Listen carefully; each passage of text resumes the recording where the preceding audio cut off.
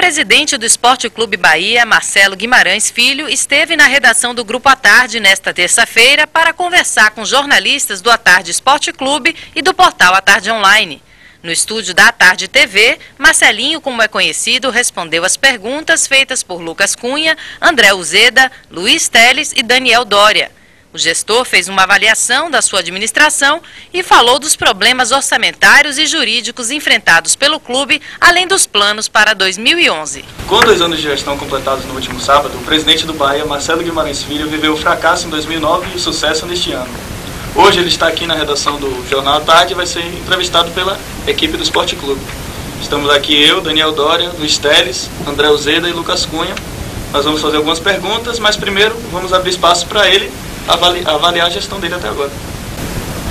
Bom, eu acho que em 2 anos de mandato nós conseguimos avançar muito na administração do clube.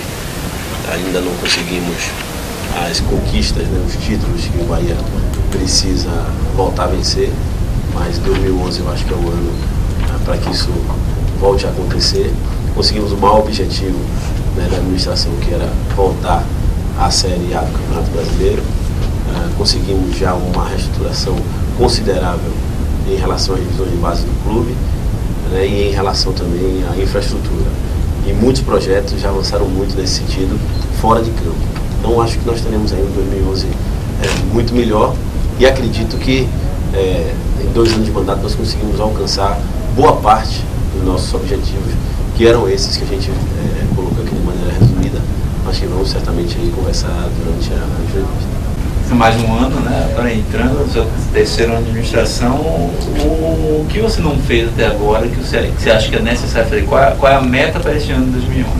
Bom, eu acho que voltar a vencer o Campeonato Baiano. Eu acho que isso é algo que ainda o torcedor exige muito, eu como torcedor também me exijo muito, que é voltar a vencer o Campeonato Baiano. O Bahia tem muito tempo que não ganha, se não me engano foi 2001, nosso último título baiano.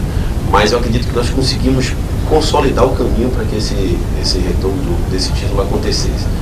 Os títulos não acontecem em nenhum time de futebol por acaso, não é? Porque podem até acontecer por acaso, mas você não ganha um e leva uma sequência de títulos se você não tiver algo por trás.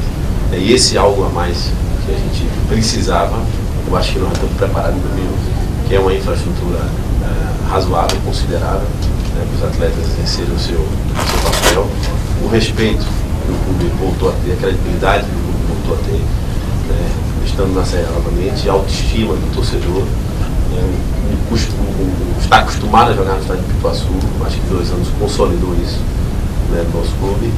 Então agora o que a gente precisa, e que eu acho que realmente, respondendo objetivamente a você, é voltar a vencer o Campeonato Baiano, e agora nós temos tudo para fazer em 2011. Presidente, ano passado o goleiro do Vitória Biafra falou que para ele vencer o Campeonato Baiano era uma obrigação, já que o Vitória era um clube de Série A, na época se chamava rival, o Bahia era um clube de Série B. Essa é a situação inverteu. O senhor considera como uma obrigação, o senhor encara como uma obrigação o título do Baiano? Considero, eu acho que ele tinha toda a razão quando ele falou aquilo, e as palavras dele valem agora para 2011. O Bahia é um clube de Série A, e sempre teve a obrigação, mesmo estando na Série B, de vencer o campeonato.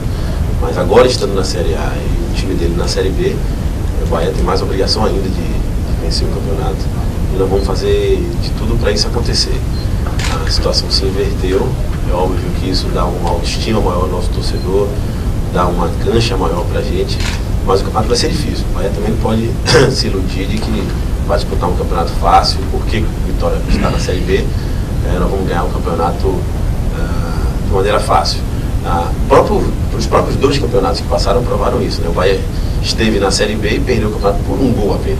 Então a gente tem a obrigação de ganhar. Eu tenho certeza que a gente vai fazer de tudo para vencer o campeonato, que é, volto a repetir, mais obrigação ainda agora. Ainda no ponto 2011, no final do ano, nós chegaremos ao final do seu mandato. Você já é candidato a uma reeleição automaticamente? Não, eu acho que ainda falta um ano de trabalho. A gente tem a obrigação de pensar no mandato. Não dá para ficar antecipando 2011, quer dizer, dezembro de 2011, que é quando vem a eleição. Essa primeira a gente terminar esquecendo do que precisa fazer em 2011 ainda. Mas cada dia que passa, obviamente, a gente vai vendo que é preciso ter mais um mandato para completar um ciclo de trabalho. Eu acho que, independente de eu estar na presidência, para qualquer clube de futebol brasileiro, para você conseguir fazer um trabalho efetivo, acho que 2 mandatos é suficiente, aliás, mais do que suficiente para você exercer o papel. Mas eu não estou pensando nisso agora, pode ser também que não seja candidato. Presidente, voltando assim ao início do seu mandato, né, 2009, o senhor assume, uma das promessas era a reforma do Estatuto, que não aconteceu, estamos sempre pegando que isso aconteça. Isso vai permanecer até o fim do mandato? Uma primeira pergunta. E uma segunda pergunta que eu faço, quando o senhor assumiu ali em 2009, o seu pai era o grande nome que trazia você à sombra, né? Você vinha nesse bojo. E o seu pai tinha sido responsável pela queda do Bahia para a terceira divisão e você resgatou. Era um compromisso da família Guimarães, assim, sua pessoal, de trazer o Bahia de volta depois do que seu pai foi derrubado para a terceira divisão? Bom, acho assim, deixa eu responder em partes. Primeiro, faz uma correção. Meu pai, como presidente, participou daquela campanha, né, da queda para a terceira divisão. Teve sua parcela de responsabilidade, sem dúvida nenhuma, não dá para negar isso, mas ele não estava mais na presidência quando caiu. Ele saiu em 22 de julho de 2005. Então, faltavam ainda ali, se eu não me engano, 20 jogos. Eu não fiz esse levantamento ainda, mas ele jogou, se não me engano, 15 jogos e faltava o restante do campeonato. Mas ele teve também, sem dúvida, a sua parcela de contribuição. Como teve também nos campeonatos que venceu. Né?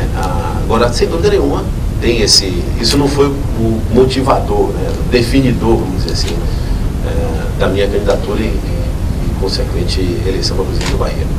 Mas fica um gostinho, uma responsabilidade, uma vontade, né, de resgatar, né, o passado, resgatar o que aconteceu.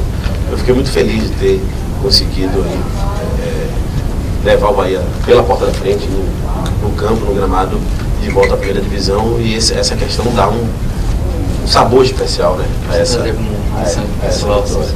Trazia, confesso que no fundo trazia. Assim, eu pessoalmente nunca coloquei isso à frente dos objetivos, mas trazia essa vontade, novamente, de colocar o Bahia na Série A pela porta da frente, como graças a Deus aconteceu. E sobre o Estatuto? E em relação ao Estatuto, né, que você me perguntou, eu acho que esse é o grande ponto, né, que nós discutimos bastante na eleição, que eu coloquei de maneira clara e que a gente ainda não superou. Mas eu tenho esse firme propósito. Eu digo sem dúvida nenhuma que eu convivi com todos os presidentes do Bahia, né, em todos os 80 anos de história. Mas acho que sem dúvida nenhuma eu fui o presidente que até agora mais trouxe esse tema à discussão, foi quem mais reuniu com a chamada oposição, vamos dizer assim, né, embora me tenha com todos eles pessoalmente, mas foi quem mais discutiu com eles esse assunto, foi quem levou para o Conselho Deliberativo para ser aprovado, e aprovamos um projeto novo, foi quem levou para a Assembleia Geral de Sócios. Agora, esse é um tema extremamente polêmico e que nós não vamos ter consenso nunca nisso, né, porque existem posições altamente radicais de um lado e do outro. Você tem pensamentos, tem gente que pensa de uma forma e grupos que pensam de maneira completamente diferente. Nós fizemos uma proposta que, sem dúvida nenhuma, é um avanço, né? É um avanço para o que está aí.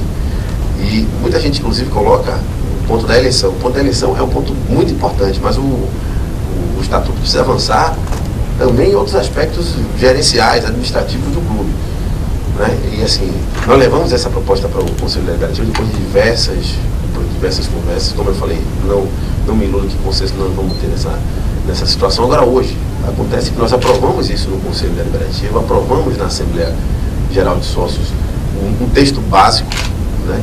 E emendas ficaram para ser votadas numa próxima reunião de Assembleia Geral de Sócios. Inclusive, isso conversado com o próprio Fernando Jorge, que foi sempre um interlocutor em relação a isso.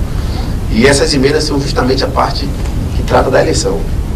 Só que, depois, um grupo de sócios, logo depois dessa Assembleia, entrou na justiça contra essa Assembleia. Então, hoje, eu estou impossibilitado. Se eu disser hoje para vocês assim, eu quero convocar amanhã a Assembleia Geral de Sócios para tratar dessa matéria, eu não posso. Simplesmente porque a justiça pode anular a Assembleia que aconteceu. Eu acredito que não vai acontecer, porque nós fizemos tudo dentro do rito do Estatuto. Mas o meu firme propósito ainda é continuar discutindo esse assunto. Então, em algum momento, quando a Justiça se pronunciar, eu acredito que não vai demorar, nós vamos trazer novamente essa discussão. Agora, eu acredito muito numa proposta que eu fiz.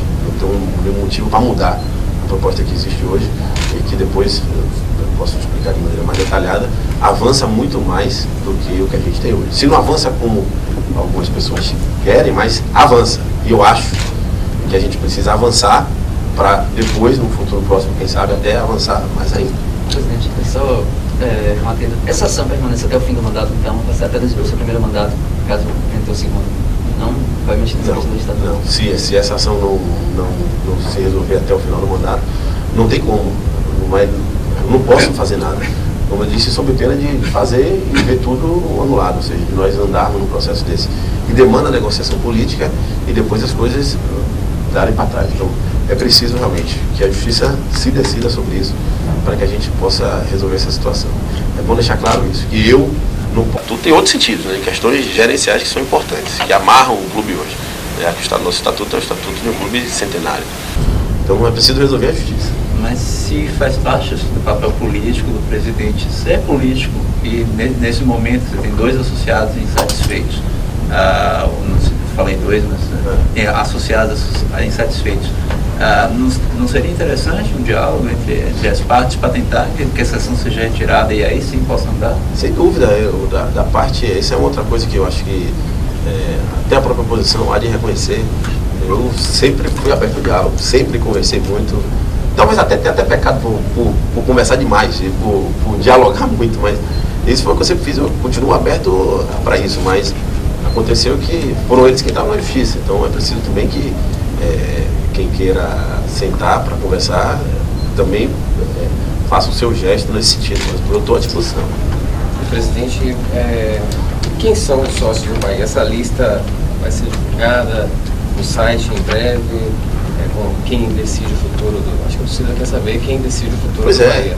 Eu acho que esse é o ponto, inclusive, fundamental para que a gente parta realmente do projeto de associação em massa. Nós não vamos ter uma associação em massa do clube, e aí massa que eu falo 50, 60 mil, talvez a gente alcance 10 mil, 15 mil, mas um patamar desse nível só realmente com a reforma do Estatuto. E a divulgação da lista de sócios não tem nenhum problema, ela pode ser feita a qualquer momento, mas acho que, como eu disse, é fundamental que a gente avance no processo, que a gente promova a reforma. Né? Se nós, por exemplo, divulgarmos hoje a relação de sócios, a eleição continua sendo no Conselho. Então ela não influencia em nada para a eleição no Conselho. O fundamental é que a gente avance no processo de reforma institucional. Bom, Marcelo, muitas pessoas têm me perguntado isso. Por que o Bahia não aproveitou esse acesso, essa onda toda, para lançar uma campanha logo, para pegar uma campanha em massa, fazer com que, por exemplo, o meu irmão, ele falou que se tivesse lançado logo ele já teria comprado, agora ele já está em dúvida, entendeu? Por que não foi feito isso logo? Não, nós estamos falando de duas coisas, né?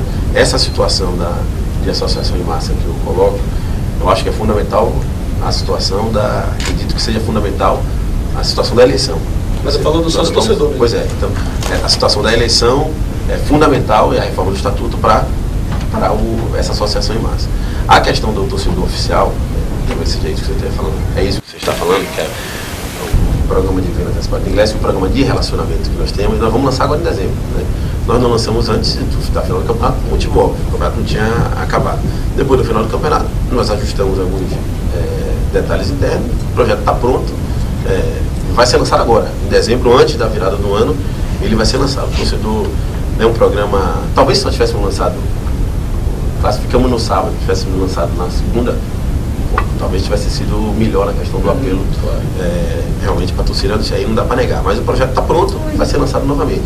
Eu acho que o torcedor, enquanto nós não temos essa questão da reforma do Estatuto, o torcedor precisa se conscientizar, nos ajudar nesse sentido, acessar o torcedoroficialdobaia.com.br.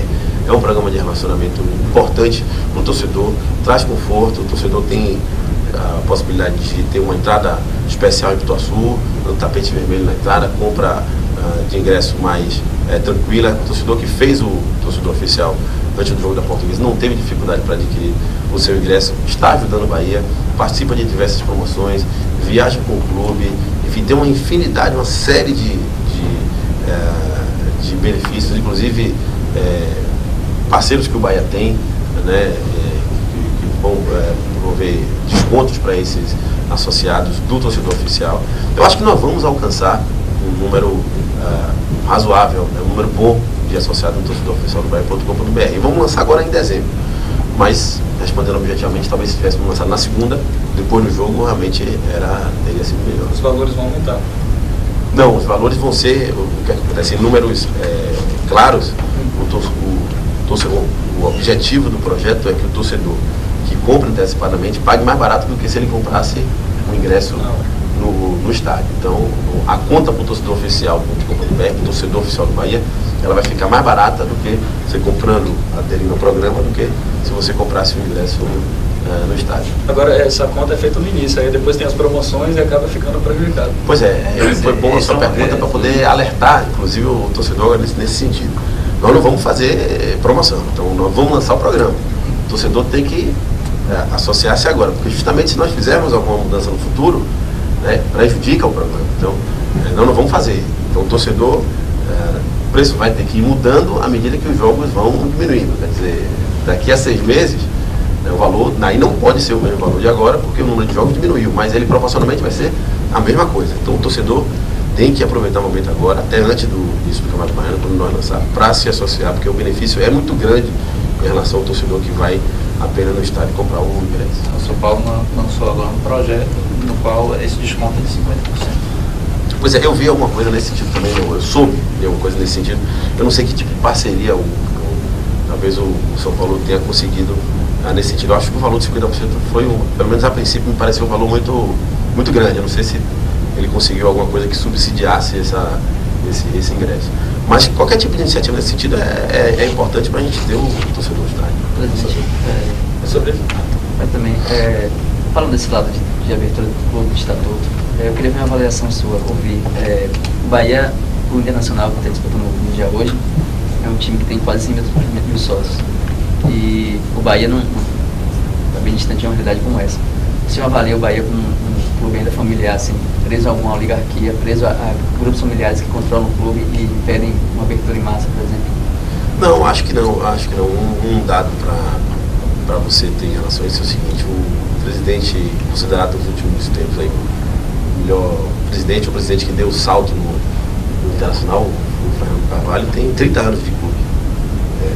Mas ele foi presidente em 2002, mas passou pelas categorias de base, foi vice-presidente de futebol algumas vezes, teve vários insucessos.